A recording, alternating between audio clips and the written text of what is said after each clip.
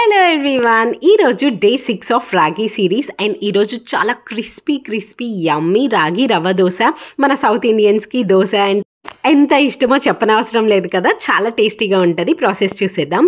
ఒక కప్లో 1 కప్ రాగి పిండి వేసుకోవాలి అండ్ అలాగే హాఫ్ కప్ బాంబే రవ్వ యూస్ చేయాలి. బాంబే రవ్వ ఏంటంటే క్రిస్పీనెస్ని తీసుకొస్తుంది కాబట్టి కంపల్సరీ యూస్ చేయాలి.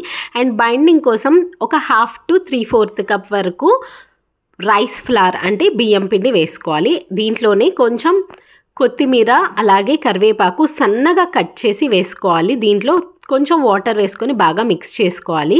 అలానే జీలకర్ర కూడా వేసి బాగా నీళ్ళగా కలుపుకొని ఒక 10 నిమిషాలు నానటానికి పక్కన పెట్టేసుకోవాలి.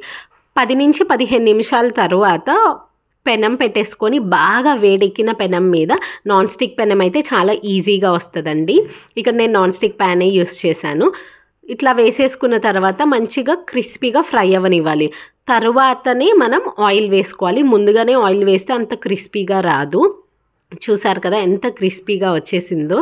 చాలా టేస్టీగా ఉంటుంది. ఇష్టమైన చట్నీ ఆర్ ఏదైనా కారపొడి దేంతో సర్వ్ చేసుకున్నా చాలా టేస్టీగా ఉంటుంది అండ్ వెరీ హెల్దీ కూడా. Please subscribe.